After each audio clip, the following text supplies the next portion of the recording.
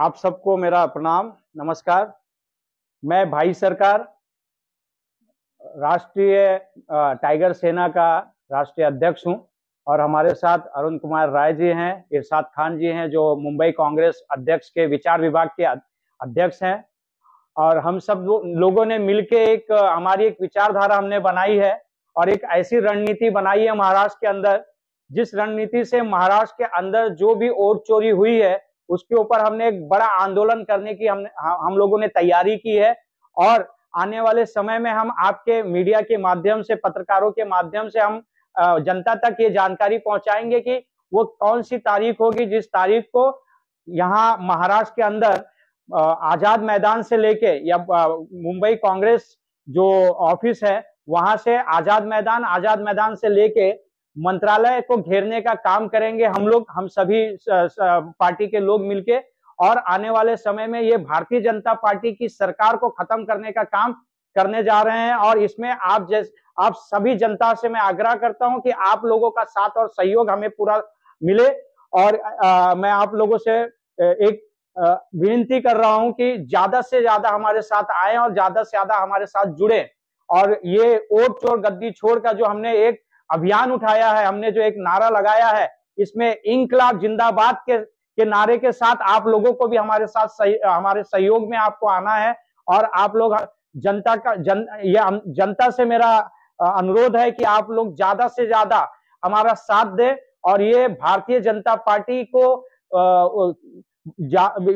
इस बार भारतीय जनता पार्टी जो हमारे देश में जो फर्जीवाड़ा कर रही है और जो फर्जी वोट लेके जो सरकार में आई हुई है, इस सरकार को खत्म करने का हम काम करेंगे। जैसे हमने पहले गोरे अंग्रेजों से लड़के इस देश को आजाद कराया था, अब ये काले अंग्रेजों से लड़ने की शुरुआत है। और ये शुरुआत हमारे राहुल जी ने की है जो हमारे जननायक है। और राहुल गांधी के साथ हमको खड़ा रहना है, क्योंकि जो इंसान घर से बाहर निकलता नहीं है, जो सड़क के बाहर निकलता नहीं है, वो कभी अपनी हार और जीत का अंदाजा नहीं लगा सकता। जब सड़क के बाहर निकलोगे तभी आप अपने हक और अधिकार की बात कर पाओगे। जैसे शिक्षा, आपके शिक्षा की बात अगर आप करते हैं, आपके मान सम्मान की बात करते हैं, बहू बेटियों के इज्जत की बात करते हैं, तो उसके लिए आपको ये कानून बचा के रखना पड़ेगा। और इस कानून की लड़ाई को और इस आपके अधिकार की लड़ाई को, वोट की जो चोरी है उसकी लड़ाई को जो राहुल जी ने शुरू किया है, उसको खत्म हम सब जनता मिलके करेगी और राहुल जी का साथ देंगे हम। और ये हम लोगों की शुरुआत है। इसमें हम आपसे हाथ जोड़ के विनती करते हैं कि आप आइए, बार बार मैं कह रहा हूं आप आइए, क्योंकि आज हमारे 11 से 12 सालों में हमारे महाराष्ट्र से लेके भारत की जो जनता है वो मुर्दा हो चुकी है। उनके पास सुनने के लिए बहुत कुछ है, करने के लिए कुछ नहीं है। इसलिए मैं आप लोगों से बार बार विनती करता हूं कि आप लोग सड़कों पे उतरिए और अपने हक अधिकार के लिए, आने वाली आपकी जो नस्लें हैं उनके लिए लड़िए। जब राहुल जी ने सब कुछ कर ही दिया है, अब इससे ज्यादा और कौन क्या कर सकता है। हम तो एक मोहरा है छोटे से, और हम तो एक छोटे से सिपाही हैं। और मैं राहुल जी को अपना आदर्श मानता हूं कि, और उनको मैं बहुत ज्यादा पढ़ता हूं। जब उन्होंने कहा था कोरोना जैसी कोई चीज नहीं, उन्होंने जब कोरोना के ऊपर ऑब्जेक्शन लिया था और उन्होंने आवाज उठाई थी, तब हमने भी कोरोना को लेके आवाज उठाई थी। जहां जहां पे राहुल जी ने कहा ये सब चीज फर्जीवाड़ा चल रहा है और इस देश को सिर्फ बहलाने और फुसलाने का काम चल रहा है, हमने भी सेम वो आवाज उठाई और राहुल जी के साथ हम हमेशा खड़े रहे हैं और खड़े रहेंगे। क्योंकि हमें पता है सच्चाई से अगर किसी को इस देश को चलाने वाली कोई पार्टी है तो वो कांग्रेस है। और उस कांग्रेस के साथ हम जैसे सिपाही हमेशा खड़े रहने वाले वक्त में आपको बीजेपी कहीं नहीं दिखेगी। और ये खत्म है, ये खोखली हो चुकी है अंदर से।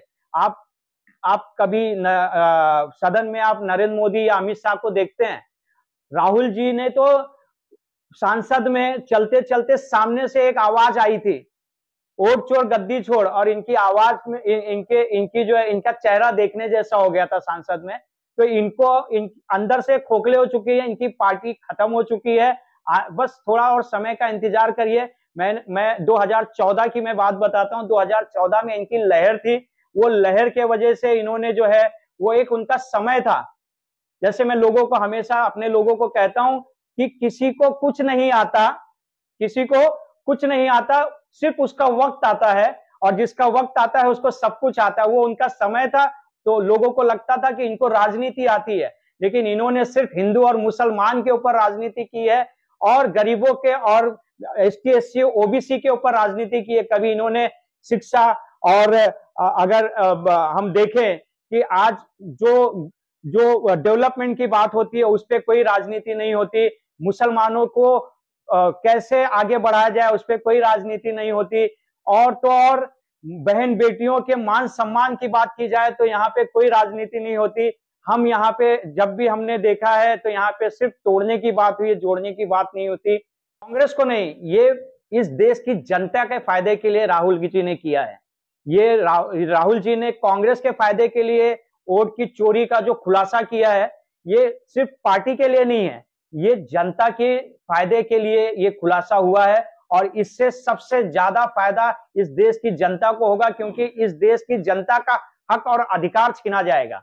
जब आपके पास वोट नहीं हो, वोट का ताकत नहीं होगी, तब आप सरकार बना नहीं सकते, सरकार गिरा नहीं सकते।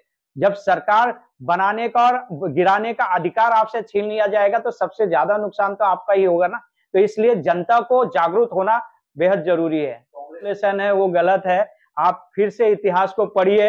अब तो लोग कांग्रेस में आ रहे हैं, और आप देखेंगे कि कांग्रेस ही नहीं, ये बात कांग्रेस की नहीं है, बात अगर है तो बात यहाँ पे इंडिया गठबंधन की हो रही है। इंडिया गठबंधन में लोग कैसे जुड़ रहे हैं, हम भी इंडिया गठबंधन को समर्थन करते हैं, हमने भी इंडिया गठबंधन में अपना समर्थन दिया है। तो ज्यादा से ज्यादा लोग राहुल जी के साथ जुड़ रहे हैं। मुंबई कांग्रेस जो आज महाराष्ट्र के अंदर है, वो इंडिया गठबंधन को सपोर्ट करती है, और हम लोग जो हमारी 15 पार्टियां मिलके हमने राहुल जी की इंडिया गठबंधन को समर्थन किया है। तो समर्थन जो भी लोग हैं वो राहुल जी के साथ सपोर्ट में खड़े हैं, कोई जा नहीं रहा है, लोग आ रहे हैं। अब बीजेपी से कम बिहार में 25 सांसदों ने बीजेपी छोड़ के कांग्रेस के साथ, इंडिया गठबंधन के साथ समर्थन किया, और अभी आप आगे देखिए होता है क्या, आपको सब कुछ दिखेगा। और मीडिया और पत्रकारों को तो हमसे ज्यादा मालूमात होती है। जितना काम करती है कोई अध्यक्ष ने इतना काम अभी तक किया नहीं है वंशा तक में। हर एक मामूली से मामूली कार्यकर्ता को वो जानती है। आज उनके पास चले जाओ, एक बार जाने के बाद जब दूसरी बार कोई जानता है ना, तो उनको नाम से पहचानती है।